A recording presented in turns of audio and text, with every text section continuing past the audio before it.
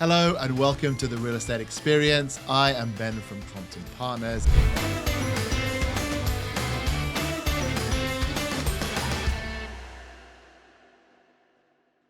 Today we have a very special guest. We're joined by one of our agents, one of our star agents, Sharon Aili. Welcome, Sharon. Thank you for having me here. Welcome. Thank you very much for coming along.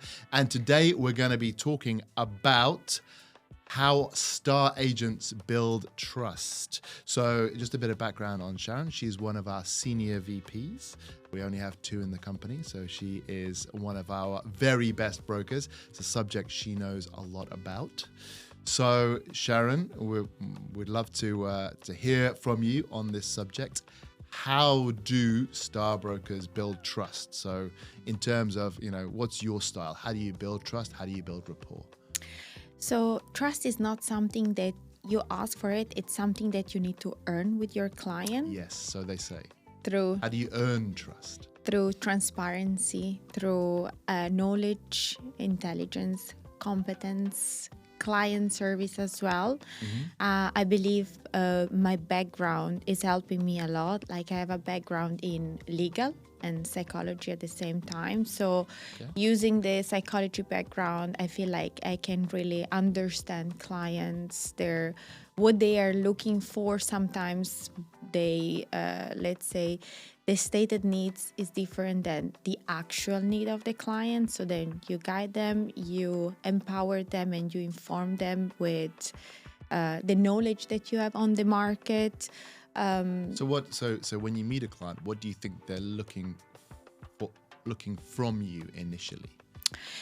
They're brand new, you never met them before, you're starting this conversation. What are they looking for? I kind of have like a template on how I operate. Okay. So the client reach out to me most of the time is through it's a referral-based client, most of my clients. So because you work mostly on referrals. Yes.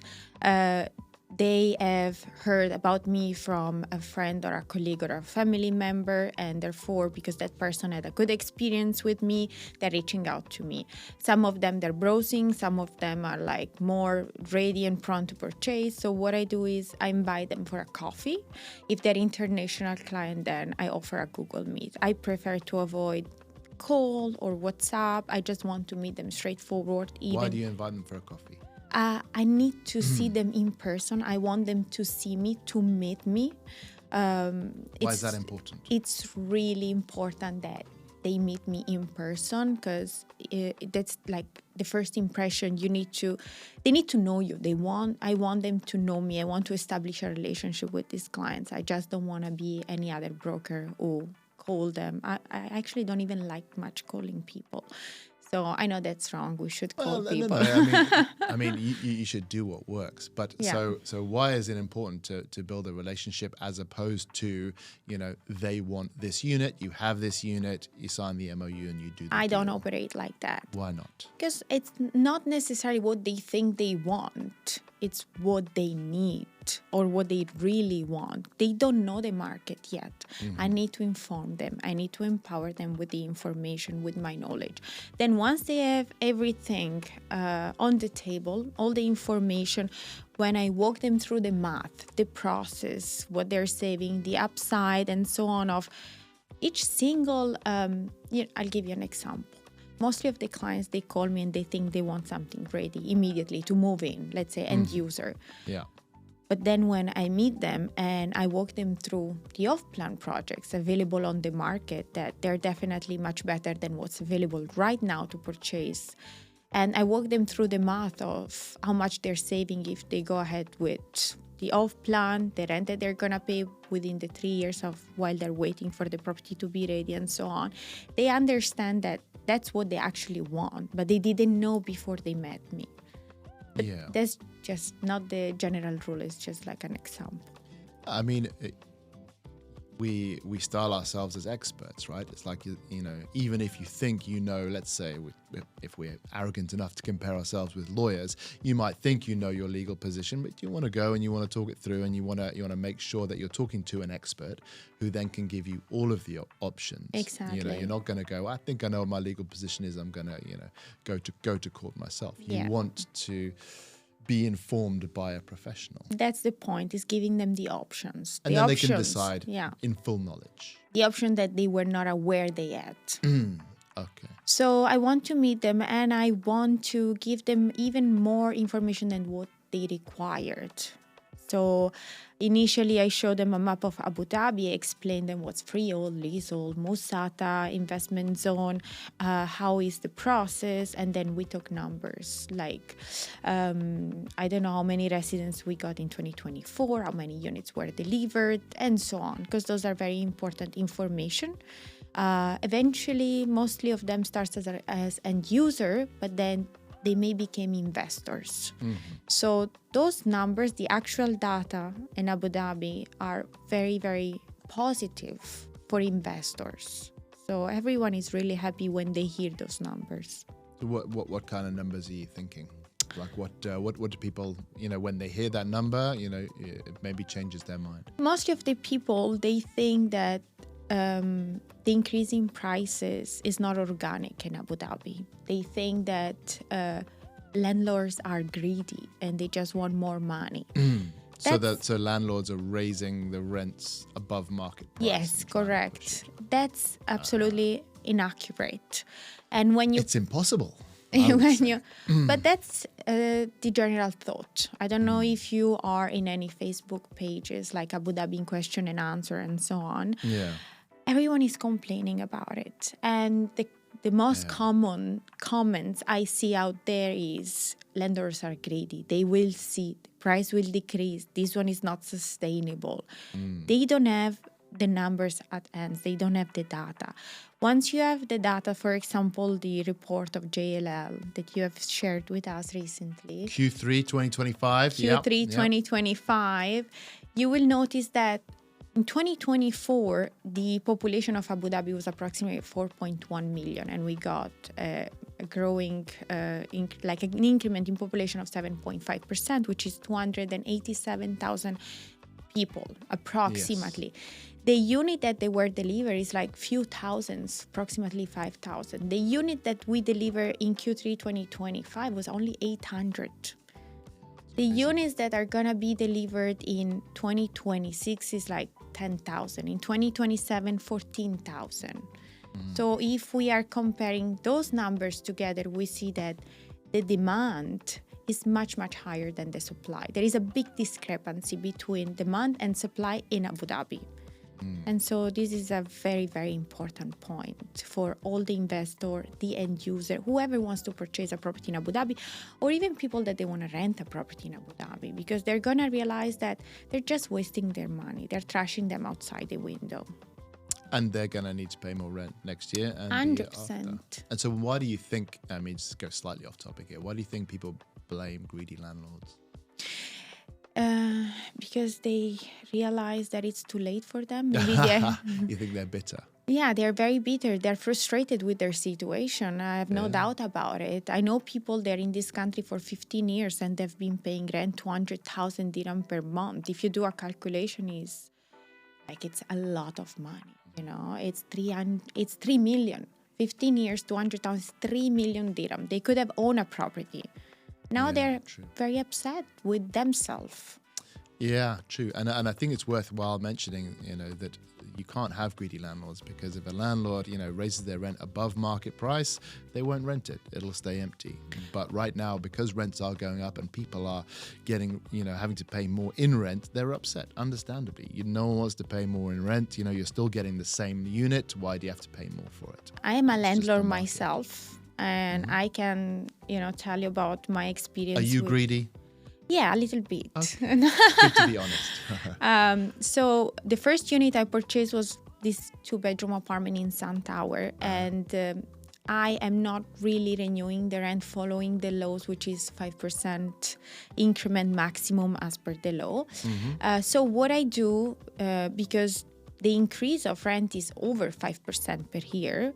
The market rent. Yeah, the market rent. I am just cancelling the tenancy contract and I'm issuing a new one as per the market price. And last year, my property was vacant for 2 hours.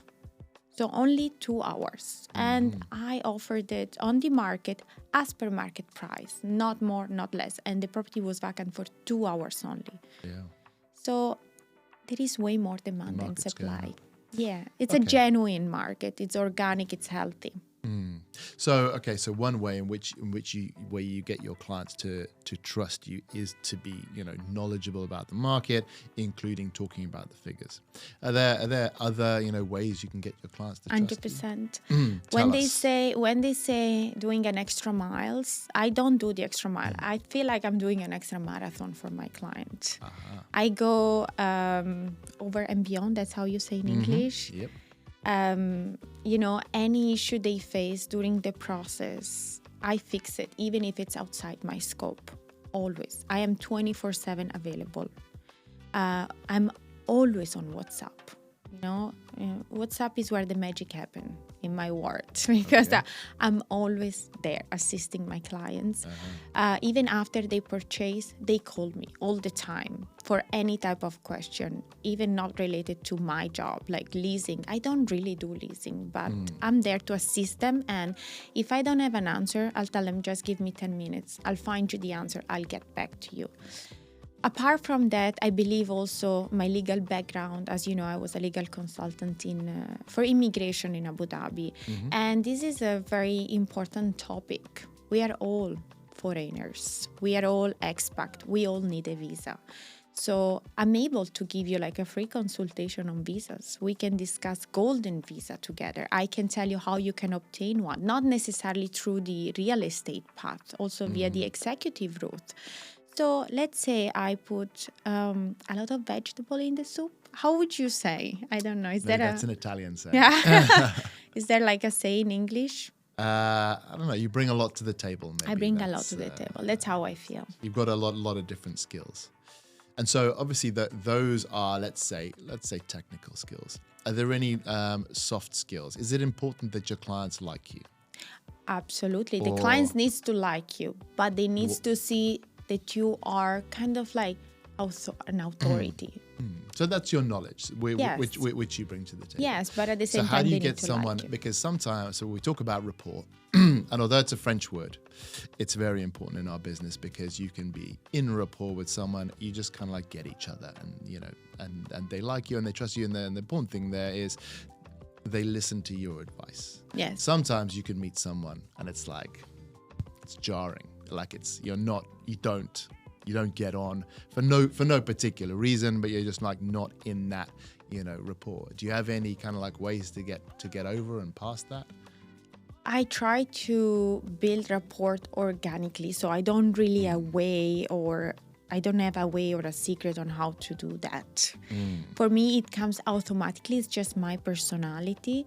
So we don't talk only about real estate. When I meet client, we try to go outside of that sphere of the real estate. So that's a great way to build rapport. Absolutely. And since I have many different interests and hobby, as you know, I have pilot license, boat license, and so on. This helps a lot because, as you say, I bring a lot of things on the table, which is not just technical skills. So I've been in the country for 10 years now. It's been a decade I'm here. Wow. So I believe that I can help them with a lot of information about different things. I know secrets in this country. I know how to get additional discount for fines, and all of us takes I get a lot of fines, so I know how to get discounts. Is it crying in court? Because I'll do that. I'll tell you how. Best restaurants. I love to go out and eat, so I advise them on restaurants, on beach clubs. There is always something to do in Abu Dhabi. Yeah, you obviously have a lot of knowledge, which is great. So when you're building rapport with your clients, do you offer information about, let's say information? Do you tell them about yourself? Always. So you do share something of, I don't know, that you've got a pilot license at least, but it's very interesting. Yes, I don't need to tell all of them. I don't know if they do, they know, but... it's a fascinating, not many people have them. Yes, but they know that I have dogs, that I'm all about animals and I advocate for them. That's a great selling point. everybody likes animals. Exactly. Some people like cats. Some people like dogs. Some people like both. So yes, definitely I open up about myself a lot. But recently I had an experience. I met a client. She just came into the country and we clicked in a second. She was looking for something ready and then she ended up with off plan, obviously. She was a helicopter pilot and the husband was a yacht captain. So we clicked on that, under that aspect immediately because you relate to the other person immediately and you click in the established relationship. So one great way of building rapport is finding things in common. Absolutely, yeah. So yeah, sharing something of yourself, finding things in common, talking things about things that are not real estate related, all really great ways to build rapport. Do you think that a signature of good agents is being personable? Is being, because you say you don't really try and build rapport, but it's in your personality. Obviously you meet great agents all the time. We have lots of great agents in Crompton Partners. Do you think that's one of the big skills, being able to just be friendly with people, get them to open up? Absolutely. I feel like I don't consider myself like a salesperson or a sales agent. I don't know how you say, more like a consultant. But however, in order to be a good salesperson, you need 3 pillars, and one of them is customer service. Customer service under the aspect, not just client-centric service, but be personable, I would say. The other 2 is knowledge and then selling skills, which I don't know if I have. I mean, you have knowledge for sure, but I think being personable is something you can't really teach, right? No. You can't really train. You can train someone in a technical way to build rapport and say, okay, find things in common and talk about things and not real estate and all that kind of stuff. But you can't really teach someone to be personable. Absolutely. You have it or you... There are many obnoxious agents out there. Yes, that is true. Many. Yeah. Do you think there are more obnoxious agents than there are obnoxious people? I have no... Oh, no. No? No, but there are many obnoxious agents out there, especially in Abu Dhabi. Very obnoxious. And this is what makes our life easier. Oh, really? Absolutely, it's because a good thing for us. when a client's experience those type of individual in their life, when they were maybe just came to the country, they were looking to rent a property, and they encountered those pushy agents that keep calling them, they don't respect boundaries and so on, and they push for things for no reason, then they meet any of us in Crompton, which I think we're all great agents, and they see a massive difference. And I feel like this is why Crompton is a successful company. Because we've got nice people. And we have a good reputation. And reputation in this market is the strongest currency. Oh, you think so? Yeah, definitely. Because I often think, because so many people come and go in Abu Dhabi, that reputation is not as strong here as it might be in other countries, for example. Do they come and go? I think they want to come and go, but they stay. Yeah, that happens a lot. Yeah, not many people are leaving these days. No. And the people who are leaving, they're coming back. Yeah. Or they try to come back. Yeah, we just had one of our leasing agents. She went to the BVI and has just come back. I've heard. She missed Abu Dhabi. Yeah. Everyone wants to come back. I mean, we have no taxes. We have the safest country in the world, ranked. Abu Dhabi was ranked the safest city for 9 years in a row, with a safe index of 85 out of 100. Salaries are great. There is job opportunities, great lifestyle. We've got it all. Just 3-4 months of extreme heat. That's the catch. It's the only thing you've got to pay. Okay, so then, in 2025, what does it take to be a star agent? What does it take, to become a senior VP at Crompton Partners? I feel like integrity. Integrity. Wow. Knowledge. I don't hear integrity and real estate agents often mentioned in the same. No. The same sentence. No. With integrity, it means like no games, no fake urgency, no pressure. You are there to assist the client genuinely. Okay. That's what I mean with integrity. So then when you say, listen, you need to move, your client knows that that's true. Yeah. You need to make an offer. Your client's not thinking, do I really, What happened to me is it happens because I'm not a pushy agent. I don't push. So sometimes they do lose the opportunities. It's a very fast-paced market. We go at a very fast speed. But at the same time, I don't like to push. So I just give them the information. I tell them, I don't like to push, so I'm going to tell you. There is a high chance that if you don't move forward with this, you're going to lose the property. But that's it. It's on you. The ball is in your court. You know it. I'm not going to push for it. And they trust you because you've built that rapport. You know, you've built a relationship there, albeit a business relationship. When you say you might lose this unit, they believe you. And again, most of them are referrals, so it's easier. I believe it's a bit easier for me because they came from someone else who had a good experience. Yeah, that's true. You're recommended. Yes, exactly. How much easier do you find working with referrals than cold leads? Scale of 1 to 10. 9.5. Really? Absolutely. So then do you shy away from working with cold leads? No. No? I still try. Just asking. I still try. Yeah. I offer the meeting. Often they don't want to because cold leads are generally people who inquired with a lot of agents. So in one day, they may receive 10 calls from 10 different agents. They don't know who they're talking with. They don't diversify. They cannot diversify those agents. You can try to be as much as personalized or professional over the phone call. Yeah. Definitely this is going to help a lot.